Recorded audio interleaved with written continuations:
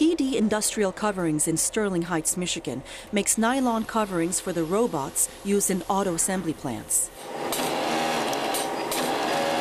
But when the three major American automakers nearly went bankrupt in 2008, President Mark D'Andretta had to lay off more than 75% of his workers. After that experience, I never want to go through that again. So we decided to take what it is we do really well and try to map it outside of the automotive industry, which, as a cut and sew shop, led us to apparel.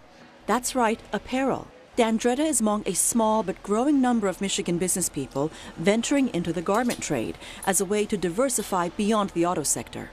I keep them physically separated just so that we've got a distinction between what happens in the apparel area and what happens in the industrial area. And we actually move sewers in and out depending on workload and how much volume we've got.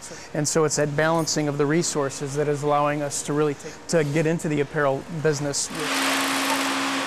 Today, Mark's sewers are working on corsets for cocktail waitresses. They'll go to a Chicago casino when finished. We've got boning sewn inside so that it stays upright.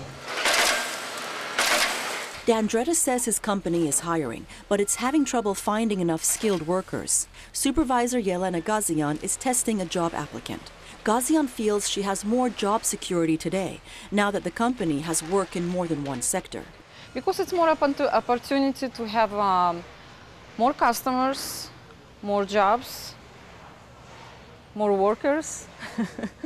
So it's better for us. And better for Michigan. Very good. That's what I want to hear. Eleanor Fush is an economic development planner and helped launch the Michigan Garment Industry Council in 2011. It helps small garment operations across the state connect with each other to develop their business. We want this to be one of the many industries that leads to the diversification of Michigan's economy, making it stronger in the long run. Those that are involved, they see that it's not the answer, but it is part of the answer for the state as a whole. Michigan clothing designer Bonnie Foley thinks apparel manufacturing could one day provide more jobs in Michigan than many of its other non-automotive industries. We have the music industry, Motown, but that really doesn't bring jobs to anyone. So the only viable industry that I see right now that I see growing around me is the garment industry. I suppose I could send this little lace dress to China. I suppose we could. But I mean, all these flowers are handcrafted. Apparel manufacturing accounts for less than $5 million of Michigan's economy. But the state wants to eventually rebrand itself as a manufacturing center for clothing made in the USA.